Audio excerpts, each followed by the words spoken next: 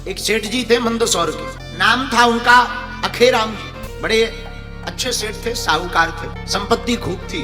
आप इतने बड़े व्यापारी थे कि विदेशों में जहाज चलते थे। पुराना जमाना, जहाज पर बिजनेस होता था। यहीं सूरत से, मुंबई से, कोलकाता से, आदि आदि शहरों से जहाज जो जाते थे, उन्हीं से बड़ा लंबा चौड़ा व्यापार था उनका। उन्होंने दाता क्षेत्र में अपने इस पावन तीर्थ अंबाजी के बारे में बहुत सुना था। एक बार धोखे से वो यहाँ दर्शन करने आ गए, बड़े आनंदित भये। कुछ दिनों बाद उन्हें व्यापार के निमित्त विदेश जाना पड़ा। तो अंबाजी को प्रणाम करके कहा, माँ हमारे व्यापार की सफलता देना, हम जा रहे हैं। देखना महिमा। प्रणाम करके चले गए। खूब विदेशों में व्यापार किया।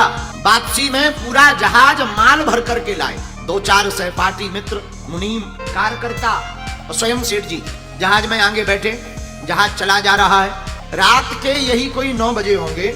शक्ति अंक में इस कथा का वर्णन आया है। रात को कोई 9 बजे होंगे और समुद्र के मध्य में एक घटना घट गई। तूफान आ गया। तूफान आ गया तो जहाज फंस गया। तो जहाज चलाने वाले व्यक्ति ने कहा, सेठ जी अब तो भगवान ही बचा सकते हैं, तूफान खतरनाक है और पानी कहीं अगर जहाज में थोड़ा भी भरने लगेगा तो जहाज पहले से ही खूब भरा पड़ा है, जल्दी डूब जाएगा।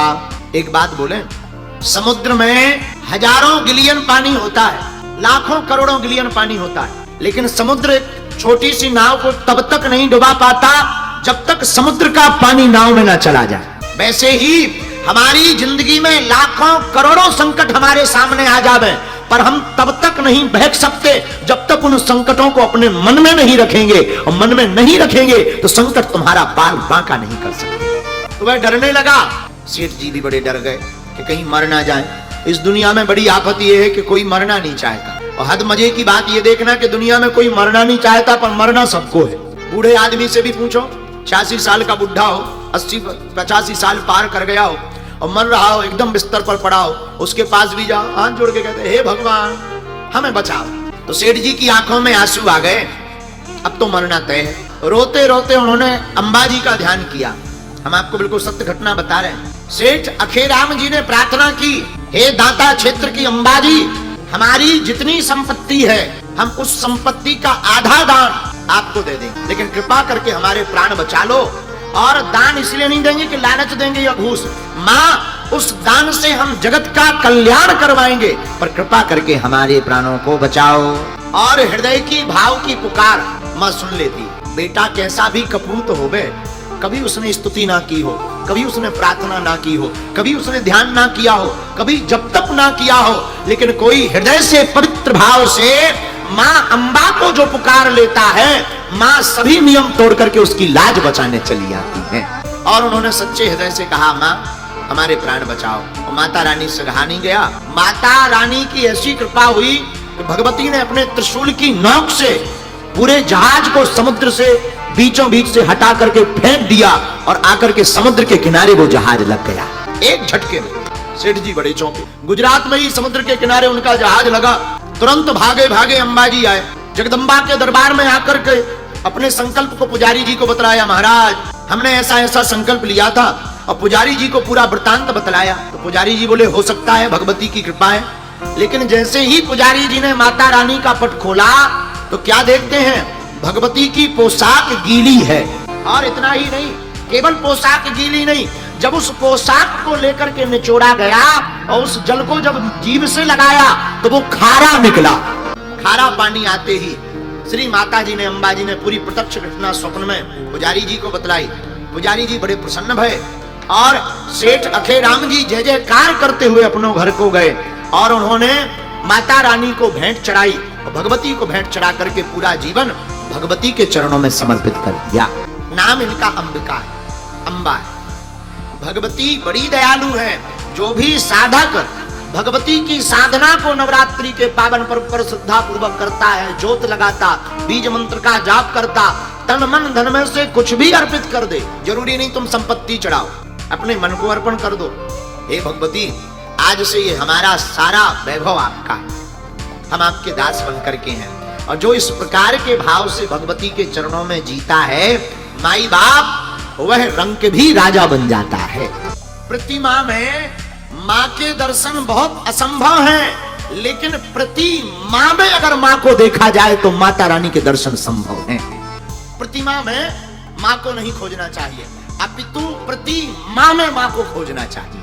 जो प्रति माँ में माँ को खोजता है वही भगवती को पाता है। नवरात्रि के कितने दिन होते हैं? 9। अच्छा 9 ही दिन क्यों होते? कभी विचार किया 10 क्यों नहीं होते, 8 क्यों नहीं होते? माई बाप 9 का अंक है पूर्ण का, और अंक का पहाड़ा पढ़ोगे कट जाएगा, 9 के अंक का पहाड़ा नहीं कटता। जैसे आप 8 का पहाड़ा पढ़ो, 8 दूनी 16, 6 और 1 7 हुआ, 8 तिया 24, 4 और 2 कितना हुआ?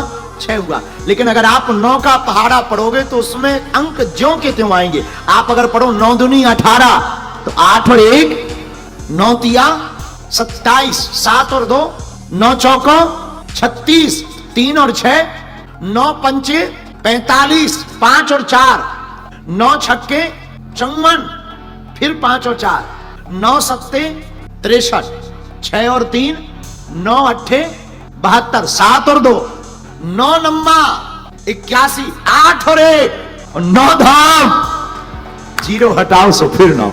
ये अंक कहीं नहीं कट रहा, पूरी पहाड़ा में आप पढ़िएगा, पूरा का पूरा पूर्ण है। इसलिए माई बाप जिंदगी में हम लोग माँ के गर्भ में भी 9 महीने तक रहते हैं, और 9 माह तक गर्भ में रहते हैं। उस 9 माह के गर्भ का कर्जा अगर चुकाना है तो नवरात्रि में माँ अम्बा को मनाना है। प्रत्येक हिंदू को नवरात्रि के पावन पर्व पर अम्बा का ध्यान साधना अवश्य करना चाहिए। जिस प्रकार शक्ति के बिना कोई शक्तिमान नहीं होता, भक्त के बिना कोई भगवान भी नहीं होता, इंसानियत के बिना जैसे कोई इंसान नहीं होता, उसी प्रकार जैसे राम के बिना कोई हनुमान नहीं होता, उसी प्रकार हमारी जिंदगी भी सूनी है। जिसने अपनी जीवन में माँ की छत्र छाया नहीं पाई, माँ के आशीर्वाद को नहीं पाया, उसकी जिंदगी किसी काम की। जब रावण के सामने हनुमान जी खड़े भये, रावण ने हनुमान जी की तरफ भर नजर देखा, ए बंदर! हनुमान जी को, रावण को लगा शायद डर जाएगा, हनुमान जी नहीं डरे। हनुमान जी खड़े रहे, बोलो बोलो तो ठीक है, तुम जानते हो किसके सामने खड़े हो? हनुमान जी बोले जानते हैं, चोर के सामने खड़े। चोर? हमको चोर बोला, शर्म नहीं आती है? हनुमान जी बोले काहे की शर्म, इतना भारी चोर है कि हमारे स्वामी की पत्नी की भी चोरी कर ले, तुझसे बड़ा कोई चोर होगा? तू कहता है किसके सामने खड़े? चोर के सामने खड़े, तो तुझे डर नहीं लगता? हनुमान जी बोले चोरों से किसको डर लगता है? तुम चोर है, हम सिपाही हैं, और सिपाही से तुझे डरना चाहिए, हम थोड़ी डरेंगे। रावण बोले सावधान, हमें नहीं जानता, चलत दशानन डोलत अवनी, जब हम चलते हैं तो पृथ्वी डोलती है। हनुमान जी बोले चुप रहो, तुम तो चलते हो तब पृथ्वी डोलती है, हमारे सरकार के तो छोटे भैया बोलते हैं सो पृथ्वी डोलती है। बोले कौन है भैया? अरे बोले तुम नहीं जानते, लक्ष्मण। लक्ष्मण जी जब धनुष यज्ञ में बोले तो पृथ्वी डोल गई। रावण बोला चुप रहो, हमें नहीं जानते हम कितने बलवान हैं।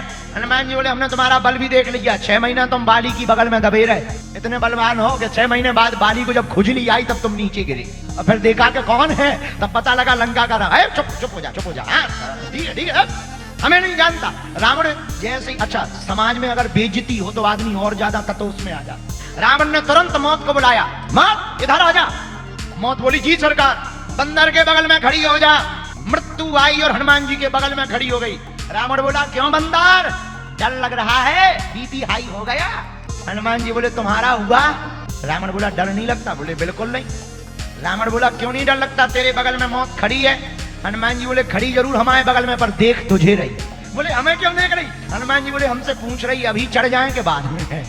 ये हनुमान जी के अंदर निर्भयता है। अब जरा विचार करना, रावण जैसे बलवान के सामने हनुमान जी निर्भय खड़े। किसी ने पूछा तुम्हें डर नहीं लगता? तब हनुमान जी ने कहा रावण हम जिनके दूत हैं, जिनके दूत हो तुम, जाके बल लवले सिते जितहु चराचर झार, उतासु दूत में जाकरी हरियाणो प्रिय नार।